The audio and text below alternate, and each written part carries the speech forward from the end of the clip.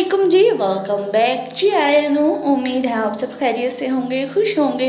आज हम बनाने वाले हैं बहुत ही मजेदार सी और सबकी मनपसंद मैंगो लस्सी। रेसिपी की तरफ बढ़ने से पहले अगर आपने चैनल को सब्सक्राइब नहीं किया तो प्लीज चैनल को सब्सक्राइब कर दीजिए। आइए बढ़ते हैं बहुत ही मजेदार सी मैंगो लस्सी की रेसिपी की तरफ, जिसके लिए हमने 2 अदद ले ली है मीठे मुल्तानी आम। आम को बहुत अच्छे से छील कर काट लेंगे और गुठली को अलग कर देंगे। आम के गूदे को किसी भी ग्राइंडर में ऐड करेंगे। साथ ही 1 बड़ा कप ऐड करेंगे दूध का और 1 कप ही ऐड करेंगे दही।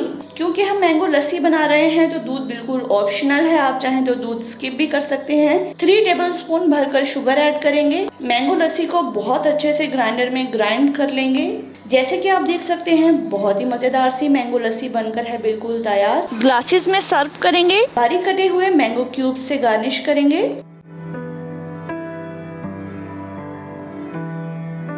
मैंगो शेक तो सबका ही मनपसंद होता है, मैंगो लस्सी भी जरूर ट्राई कीजिएगा, ये भी बहुत मजेदार बनकर तैयार हुई थी।